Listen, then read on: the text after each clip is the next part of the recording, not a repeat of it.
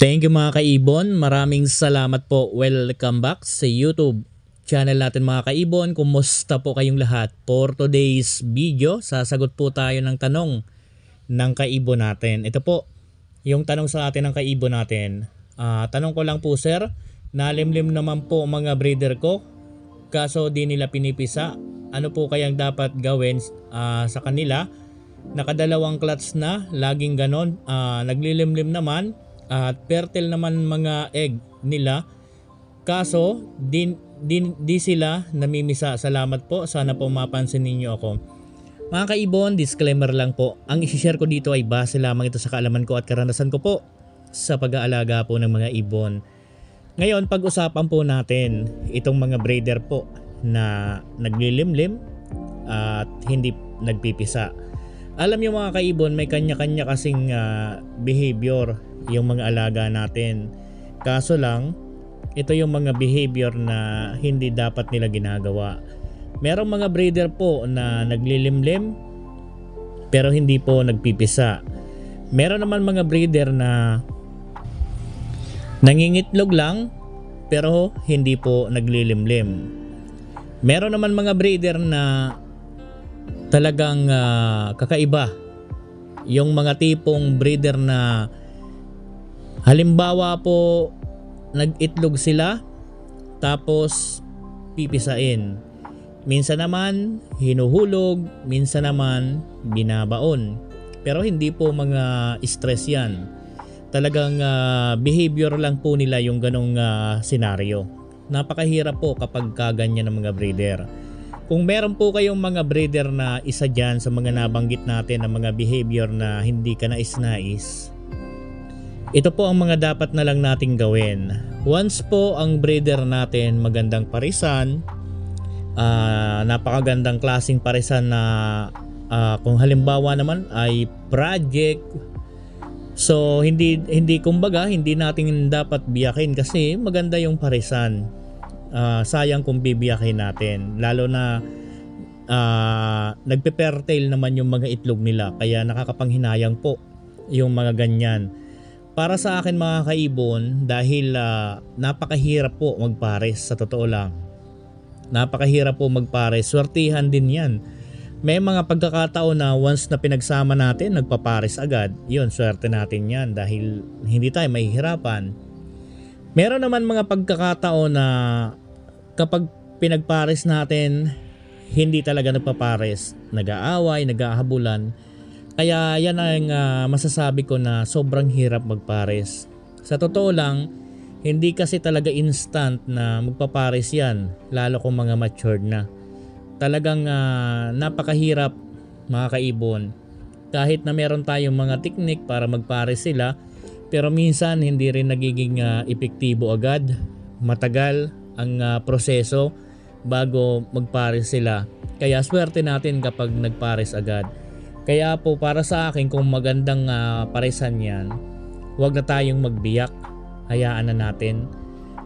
Ang gagawin na lang po natin dyan, dahil nagpe-fertile naman yung mga itlog, ang maganda, lagi tayong mag-breed ng alaga natin na parang kung baga may kasabay.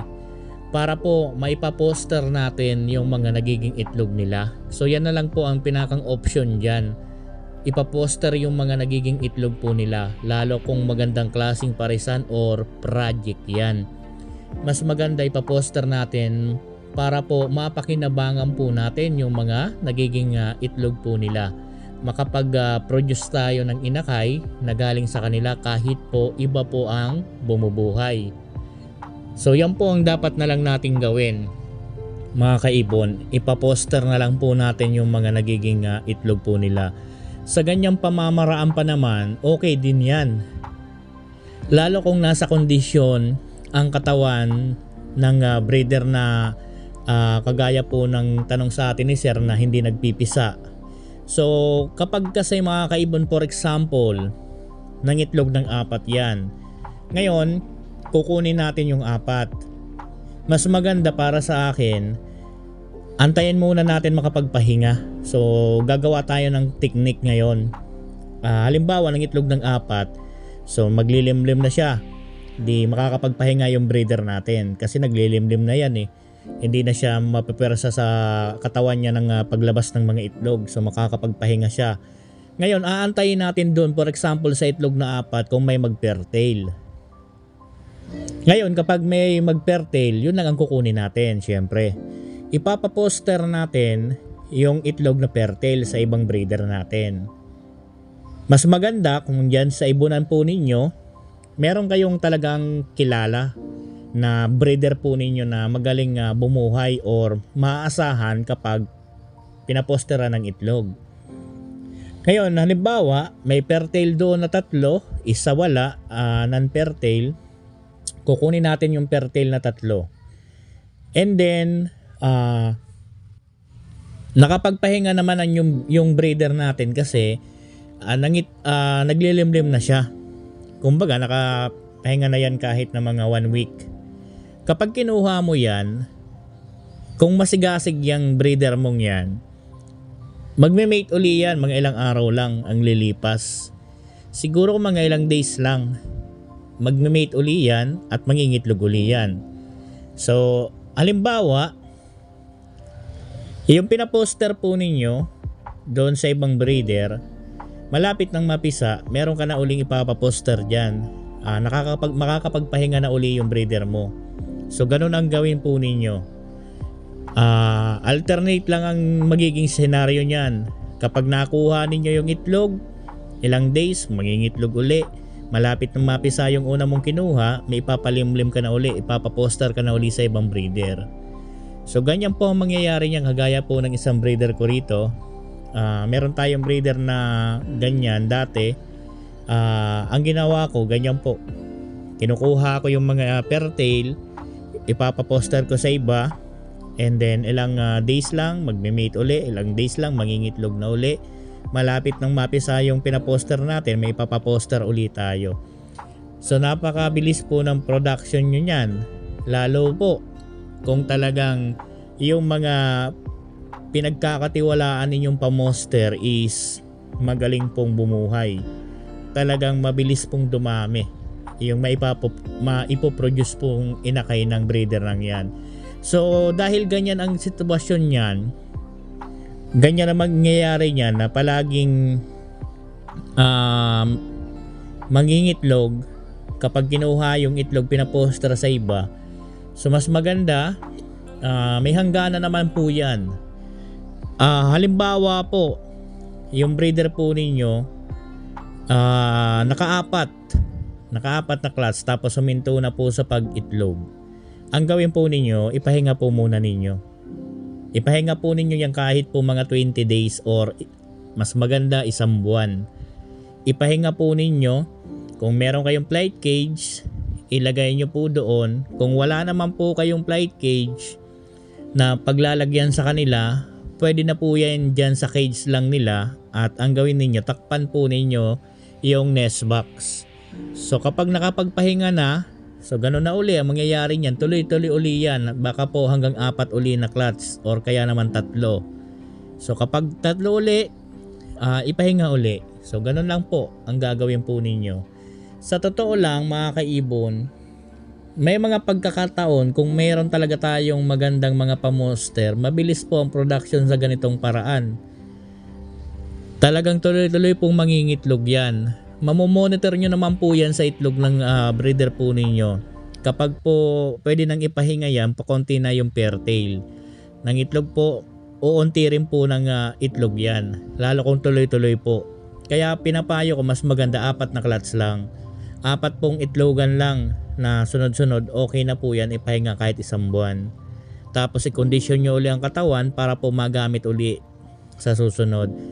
So ganun po ang gawin po natin kung meron tayong mga breeder na kagaya ng nabanggit ko kanina. So wala naman po tayo kasing choice dito, kundi po kung maganda ang paresan, wag biyakin. Dahil ngayon, ang hirap po talaga magpares. At kung maganda yung paresan po ninyo at magandang klase yung project po ninyo, for example, wag na pong biyakin kung meron naman tayong mga naka-ready na pwedeng pamoster. Kasi po napakahirap po talaga magpares. At ito pa ang inaalala ko dyan. May mga pagkakataon na once po na biniyak natin sila, baka po doon sa bagong kapares tumino. Pero kung behavior na po yan, ugali na niya na maglimlim lang at hindi pipisa, wala rin, useless din po. Kaya po mas maganda yan na lang ang pinakang number 1 na option. Ipaposter nyo na lang po yung mga itlog para po makapag-produce kayo ng inakay na galing sa kanila. Para hindi naman masayang yung pag-aantay po ninyo sa pangingitlog ng alaga po ninyo. Kung may magaling na mga pamoster, okay po yan. Wala pong problema. Kaya po mas maganda kung meron kang mga parisan dyan, antabayanan mo lang palagi. At mas maganda makakuha ka po ng mga kasabay dyan na mangingitlog para po palagi natin mailalagay doon yung mga nagiging itlog po nila. At kung wala naman po tayong mga ibang alaga, marami po nagbebenta ng pamoster sa online. Tanong-tanong lang po kayo sa group. Merong mga pamoster na Albs 1, yan ang magagaling. Kahit walang mga itlog, lagyan mo lang yan, lilimliman yan. So, ang pipiliin po ninyo yung ganong klase. Magtanong kayo sa mga group kung meron na nagbebenta ng pamoster at alamin ninyo ang background ng pamoster na bibilihin ninyo.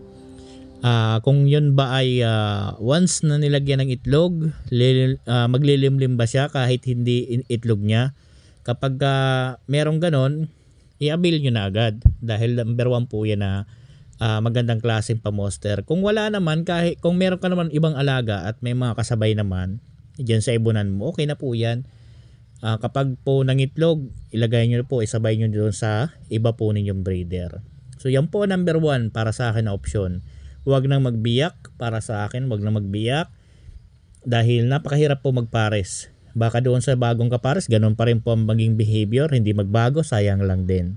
Gumastos pa kayo. So yan na lang ang number 1 na maipapayo ko. So hanggang dito muna tayo mga kaibon. Sana po nasagot ko ng maayos ang katanungan ng kaibon natin. Maraming salamat po. Happy birthday po sa ating lahat. God bless po sa ating lahat mga kaibon. Thank you po.